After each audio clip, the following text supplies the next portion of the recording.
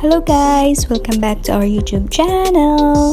So today's video guys ay gagawa na naman tayo ng wall hanging decoration na pwede nyong pang-display sa inyong mga bahay. So kung bago ka pa lang sa channel na ito, huwag kalimutang mag-like, share at subscribe at pindutin mo na rin yung notification bell para lagi kang updated sa aming mga videos.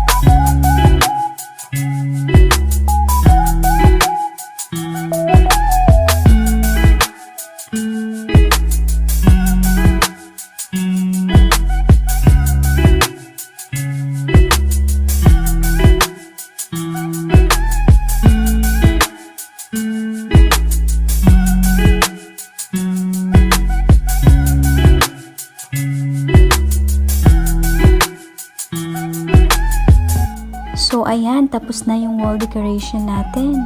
Sana nagkaroon kayo ng ideya para meron din kayong pan-display sa mga bahay ninyo na libre lang.